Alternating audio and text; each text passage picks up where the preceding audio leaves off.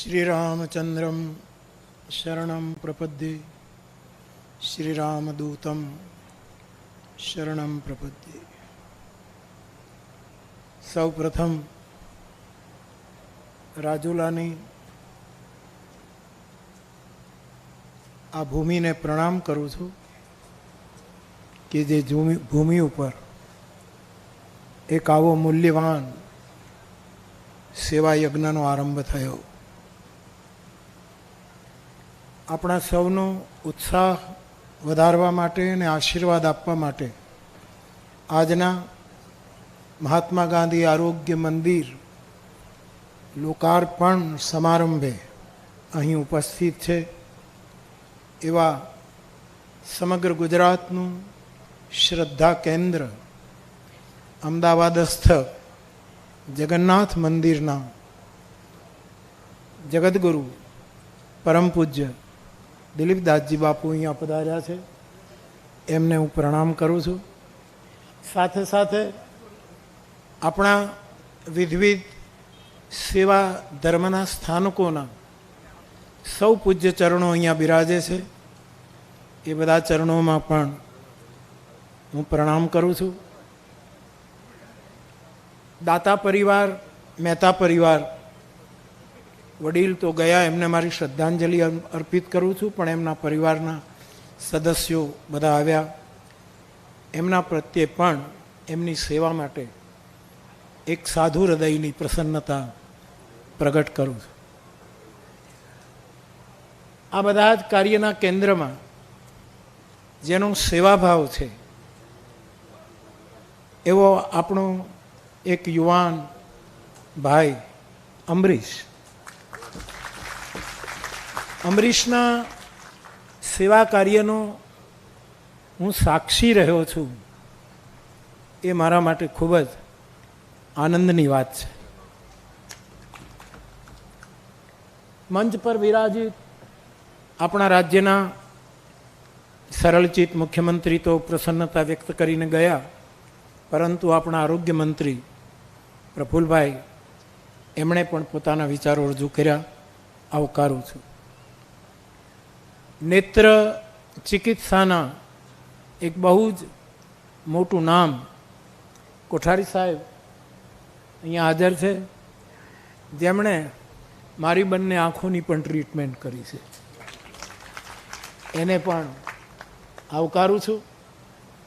ભાઈ અજય, તે સારું પ્રવચન કર્યું, બહુ જ મુદ્દાસર. બાકી માયાભાઈ, સાંઈરામ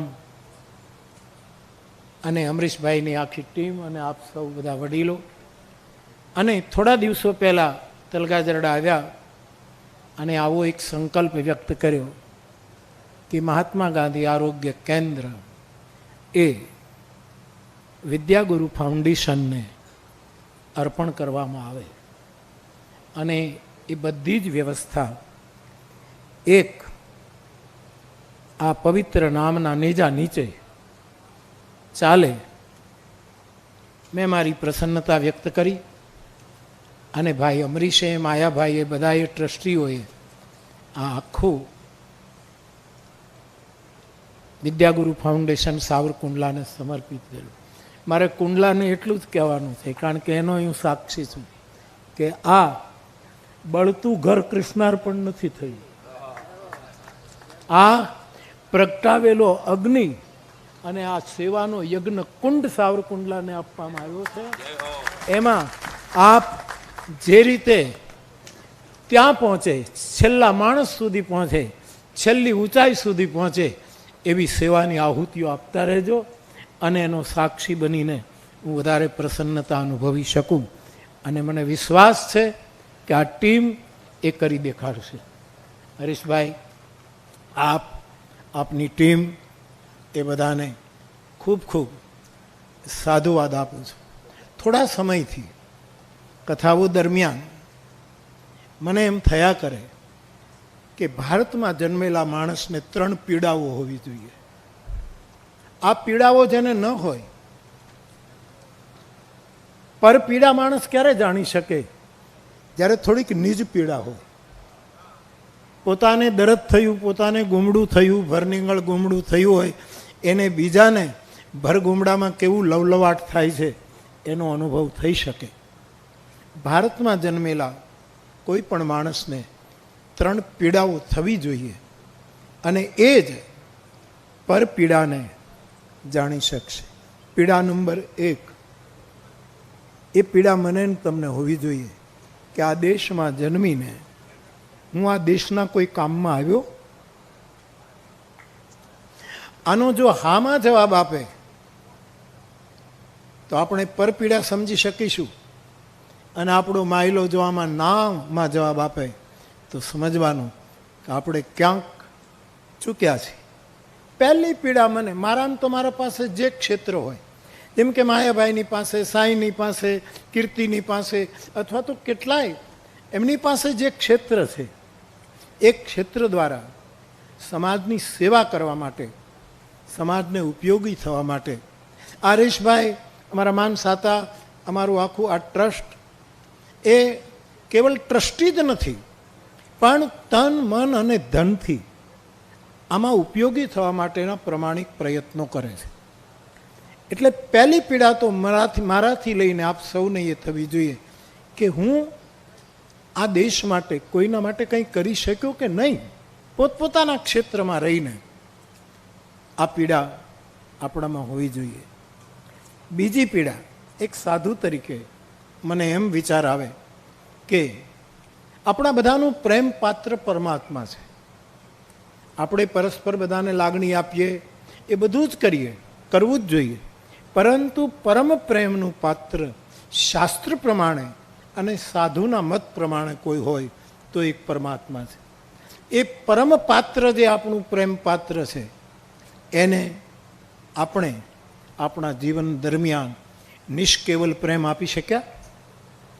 જો ન આપી શક્યા હોઈએ તો એની બીજી પીડા આપણા મન ઉપર થવી જોઈએ.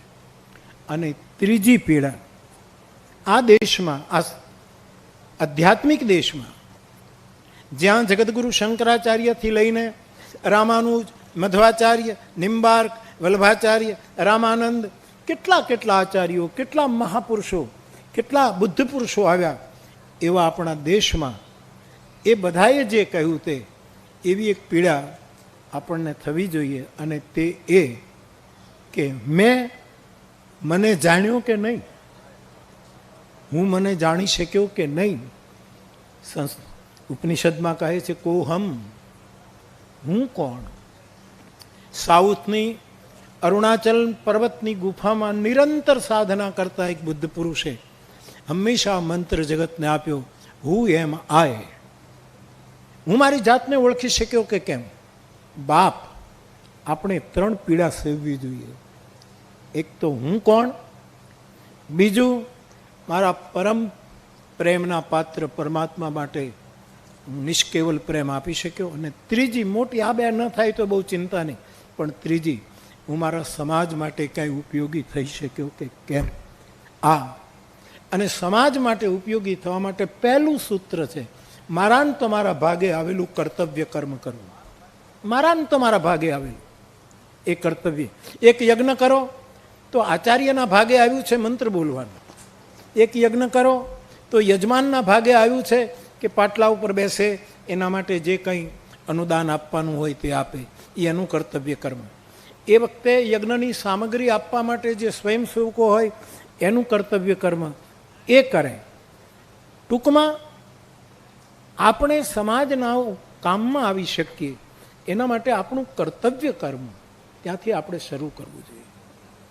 મને બહુ રાજીપો થયો કે આ ત્રણેય યુવાન કલાકારોએ એવો સંકલ્પ કર્યો કે વિદેશની ભૂમિ ઉપર અમે કાર્યક્રમો આપીશું અને એનું જે કંઈ પરિણામ આવશે તે આ બંને હોસ્પિટલમાં સેવાની આહુતિ તરીકે એમના આ સંકલ્પને હનુમાનજી ખૂબ બળ આપે અને એની સેવા સફળ નહીં પણ સુફળ બને એવી જગદંબાના ચરણમાં પ્રાર્થના કરું. એક ખેડૂત હતો બાપ. આગાહી એવી હતી કે વરસાદ નહીં થાય, આ વર્ષ કોરું જશે, દુષ્કાળનો સામનો કરવો પડશે. પણ અષાઢ ઉતર્યો, ભીમ અગિયારસ આવી, અને આપણા ગામડામાં આપણે ભીમ અગિયારસના વાવણા કરતા એ આપણે જાણીએ છીએ કે મોડામાં મોડું ભીમ અગિયારસે વાવણું થવું જોઈએ. એ ખેડૂતોએ જોયું કે વરસાદ થવાનોથી આગાહી કરનારા એમ કહે છે કે વરસ દુષ્કાળગ્રસ્ત રહેશે, પણ એને એમ થયું કે મારું કર્તવ્ય કર્મ કેમ ચૂકવું, એટલે એણે હળ જોડ્યું. તમામ આગાહી કરનારાએ કહ્યું કે વર્ષમાં વરસાદ થવાનો નથી, પણ એણે વાવણું જોડ્યું અને એ માણસ વાવણી કરવા માટે ખેતરે ગયો. એ પ્રદેશ, એ મુલક મોરલાઓથી ભરપૂર હતો, ખૂબ મોર હતા ત્યાં, ઘણા ઝુંડના ઝુંડ મોર પક્ષીઓ ત્યાં હતા. અને જ્યારે આ માણસે વરસાદ નથી થવાનો એની ખાતરી હોવા છતાંય વાવણીઓ જોડ્યું, ત્યારે પેલા મોરલાઓને થયું કે આ ખેડૂત જો પોતાનું કર્તવ્ય કર્મ બજાવતો હોય તો ગહેકવું એ અમારું કર્તવ્ય કર્મ છે. અને તેથી આજુબાજુની સીમમાં તમામ મોરલાઓએ ગહેકાટ શરૂ કરી દીધો. અને મોરલાઓ ગહેકાટ કરે, વરસાદના મેઘ ચડે ત્યારે ગરહાટ કરે, એ તો નિયમ છે. અમારે માનસમાં એમ લખ્યું છે, ઘન ઘમંડ નભગર જત ઘોરા પ્રિયાહીન ડરપત મન મોરા લક્ષ્મણ દેખહુ મોરગન નાચત વારિદ પેખી ગૃહી બિરતી રત હરખ જીમી અને વિષ્ણુ ભગત કહ દેખી. લક્ષ્મણ આ મોરલાના ઝુંડે ઝુંડ પ્રવર્ષણ પર્વતની આજુબાજુ ગહેકાટ કરે છે, કારણ કે વાદળાને જોઈને. એ ક્રમ છે, પણ આજે ક્રમ તૂટ્યો. ખેડૂતનું વાવણું જોઈને મેઘ મોરલાઓએ ગહેકાટ શરૂ કર્યો. મેઘ નથી જોયું, પણ ખેડૂતનું કર્તવ્ય કર્મ જોઈ અને મોરલાઓએ ગહેકાટ શરૂ કર્યો. તમામ મોરલાઓ એક સાથે ગહેકાટે કર્યા. ત્યારે વાદળાઓને થયું કે આપણું કર્તવ્ય કર્મ આપણે ન ચૂકાય. પાણી હોય કે ન હોય, વર્ષા કરી શકીએ કે ન કરી શકીએ, પણ આ બધા કર્તવ્ય કર્મ જો નિભાવતા હોય તો આપણે ન. અને ત્યાં તો ચારે બાજુથી ઉમડ ઘુમડ કરતા કરતા વાદળાઓના થર જામી ગયા. અને વાદળાના થર જમ્યા ત્યારે વાદળાનો માલિક, 12 મેઘનો સ્વામી, એ ઇન્દ્ર જોવા નીકળ્યો. અને એણે જોયું કે આ વર્ષે તો વરસાદ થવાનો જ નથી. ખેડૂતે વાવણીઓ જોડ્યું, મોરલાઓએ ગહેકાટ શરૂ કર્યો, વાદળાઓના મેઘા ડંબર છવાયા. તો હવે મારે મારું કર્તવ્ય બજાવવું જોઈએ. અને 12 મેઘને કીધું કે જ્યાં જેટલી જરૂરત હોય એટલો વરસાદ શરૂ કરી દો. ભલે આગાહી કરનારાઓએ બીજું ભાખ્યું હોય. અને પછી 12 મેઘ શરૂ થયા. આમ હું ને તમે આ હોસ્પિટલ માટે, આ સેવા યજ્ઞ માટે આપણું કર્તવ્ય કર્મ કરવું શરૂ કરશું તો મોરલાઓ ગહેકાટ કરશે. કેટલાય દાતાઓ મયુર બનીને નર્તન કરશે, ગહેકાટ કરશે. અને દાતાઓ જે યોજના, અહીંયા સાંઈરામભાઈને અભિનંદન આપું બાપતને કે એમણે એક નવી યોજના મૂકી અને 5 લાખ રૂપિયા પોતાના તરફથી એમાં સમર્પિત કર્યા. જે કંઈ યોજના આપણી વિદ્યાગુરુ ફાઉન્ડેશન તરફથી આ બંને હોસ્પિટલો માટે જે કંઈ યોજના સદાય, ત્યારે મોરલાઓ ગહેક છે. મોરલાઓ એટલે આપણે બધા, આપણે ગહેકાટ કરવાનું, નર્તન કરવાનું અને નાચીને રહીને જવાનું. એક એક પીછું અહીંયા ખેરતું જવાનું કે લો મારું આટલું, મારું આટલું, મારું આટલું, એક એક પીછું અહીંયા કોઈના સ્મૃતિમાં આપણે નાખતું. અને જ્યારે મોરલાઓ ગહેકાટ કરશે ત્યારે વાદળા ચડશે. અને એ વાદળાઓ ભલે વરસે નહીં પણ છાંયો તો કરશે, તાપથી તો બચાવશે, ઉકળાટથી બચાવશે. વર્ષે ન વર્ષે એની ચિંતા નહીં, પણ આપણને છાંયો આપશે. અને વાદળાઓ જ્યારે ચડશે ત્યારે ઇન્દ્રને આવવું પડશે. એટલે સમાજના ઇન્દ્રોએ આવવું પડશે, સમાજના ગણપતિઓએ આવવું પડશે.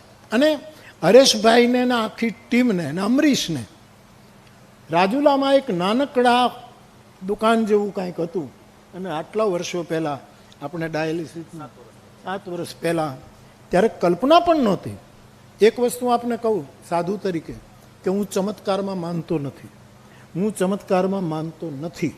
હું ચમત્કારમાં માનતો નથી, હું સાક્ષાત્કારમાં માનું છું, પણ આજે હું ચમત્કારમાં માનું છું કે એક નાનકડી ઓરડીમાં દીપ પ્રજવાયેલો મહાત્મા ગાંધી આરોગ્ય મંદિર, અને આજે અહીંયા પગ મૂકતાનું દર્શન કરીએ છીએ તો રોગ જાતા નથી, મારા જેવાના રોગ થાય છે, રોગ પ્રગટે છે. તમે કહેશો કે બીમારી આપે, એવી બીમારી, એવો રોગ લાગુ પડે છે કે મારે અહીંયા કંઈક આપવું જોઈએ.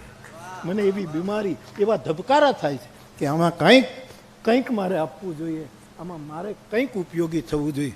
તો ઇન્દ્રો એના 12 મેઘને હુકમ કરશે સમાજના કે આપ સૌ કંઈક કરો. તો અમરીશભાઈને તો એના ગુરુની કૃપાથી, એના પિતાની કૃપાથી, અથવા તો એને તું સારું બોલ્યો ભાઈ, ચૂંટણીની સભામાં મેં તને નથી સાંભળ્યો કે તું કેવું બોલતો હશે, શું કરતો હશે, મારે એ બહુ કાંઈ સાંભળવું ન હોય, પણ યોગ્ય જગ્યાએ આવીને અમરીશ બહુ સારું બોલ્યો. સુધી પણ દીકરા ખુશ રહો, ખુશ રહો. હું તો બીજું શું કહું, સાધુ તરીકે અમારા બધા સંતોની એફડીમાંથી આશીર્વાદ લઈને, એના બધા એફડીમાં પડ્યા છે, એમાંથી આશીર્વાદ લઈ અને કહું વંશે સદૈવ ભવતામ હરિભક્તિ રસ્તુ.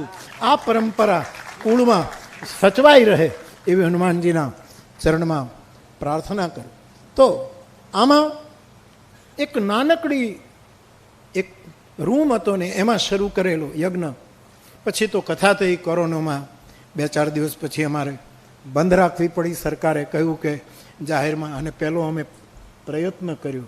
આજે મને પત્રકારો પૂછતા હતા કે બાપુ દિલ્હીથી એવી વાત થઈ છે કે હવે લોકોએ આમ કરવું જોઈએ, આમ આપણા આદરણીય વડાપ્રધાન સાહેબે તો મને પૂછતા હતા કે તમે શું કર્યું. મેં કીધું હું 2 કારમાં નથી આવ્યો, એક જ કારમાં આવ્યો છું.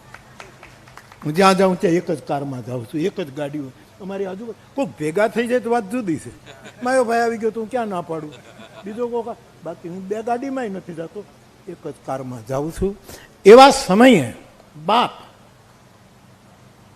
આ કાર્યમાં અમરીશભાઈને, માયાભાઈને એણે જમીન આપી આ છોકરાએ કાટલી, એ તો મને ત્યારથી ખબર છે.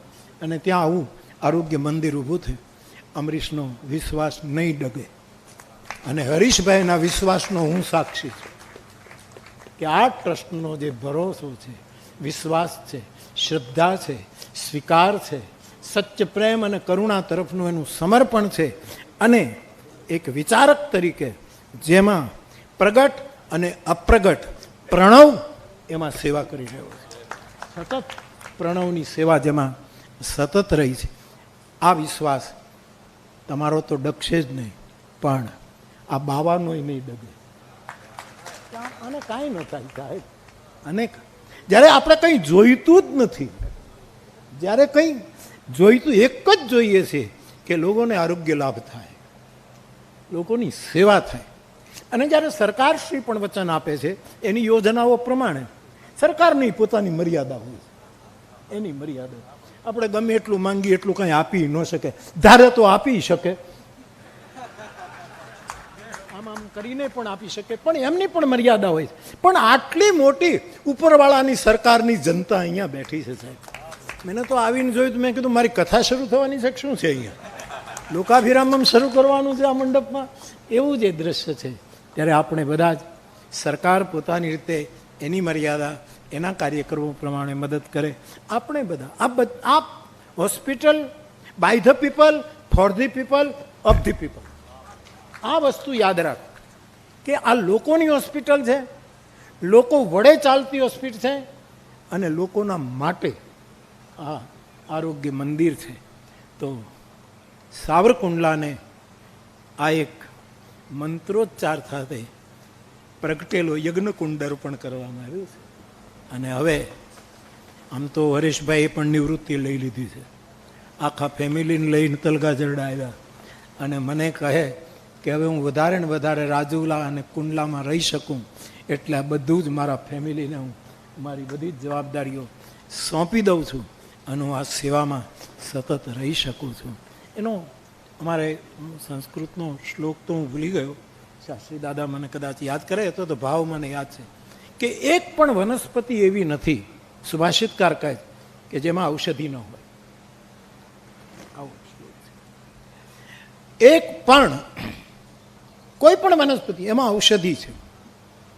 એક પણ અણુ, પરમાણુ, કંકણ એવું નથી કે જેમાં પરમ તત્વ ન હોય. બધામાં કંઈક ને કંઈક પરમ ચેતના પડી છે, પણ એને ઓળખનારા દુર્લભ હોય છે. આવા સેવા યજ્ઞના કાર્યમાં આપનારા તો ઘણા છે, પણ એનું આયોજન કરનારા દુર્લભ હોય છે. અને એવો એક આયોજક એની ટીમ સાથે આપણને મળ્યો છે હરીશભાઈ મહેતાના નામે અને બીજો અમરીશભાઈના નામે. એટલે હું તો તમારી સાથે છું. છે ને, મેં કંઈ આમાં ભૂમિપૂજન કર્યું અને કથા કરી દીધી ને હું તો કથા કરવા, હું તો આ ગહેકાટ છે કે કોક માણે હળ જોડે એટલે મારે તો ગહેકાટ કરવો જ જોઈએ. આ મારું કર્તવ્ય કર્મ છે.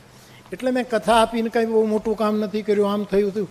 પણ મારો આનંદ કથા આપી એનો નથી. મારો આનંદ આનું હું ઉદ્ઘાટન કરવા આવ્યો એ તો છે જ, પણ એ પણ નથી. મારો આનંદ એ છે કે આ છેલ્લા માણસ સુધીની સેવા કરનારા યજ્ઞનો હું સાક્ષી બની રહ્યો. એમાં સતત હું સાક્ષી છું.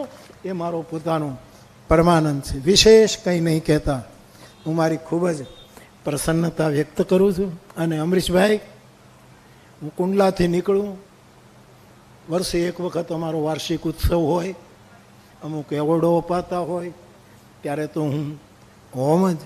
પણ આમે અચાનકે હું ક્યારેક સાવરકુંડલા લલુભાઈ શેઠ આરોગ્ય મંદિરમાં જતો હોઉં છું. એમ હવે મહાત્મા આરોગ્ય મંદિરમાં ઓચિંતા આવતો રહીશ. ક્યારેક અહીંયા ચક્કર મારતો રહીશ. કોઈ વિઝિટ લઈને ચેક કરવા માટે નહીં, દાખલ થવા માટે નહીં, પણ જેનો હું સાક્ષી બનીને આટલો રાજીપો વ્યક્ત કરું છું એ મારો આજે અમે બધા વોર્ડ જોયા, બધી મશીનરી જોઈ. આવું તો ક્યાં હોય? ગામડામાં આ હોય. એટલા માટે કહું છું ચમત્કાર છે. અહીંયા આંગણામાં આવીએ ને જે રીતે આ હોસ્પિટલનું જે દર્શન છે સાહેબ, ગજબ છે સાહેબ. અને સૌથી મોટી વાત તો એ છે, આંગણામાં ધનંજય છે અને આકાશમાં હનુમાન બેઠો છે સાહેબ. ત્યારે મકરંદ દવે સાહેબના શબ્દો દ્વારા વિરામ આપું કે બીજ વાવ્યા છે, હવે વાદળ જાણે કે વસુંધરા જાણે.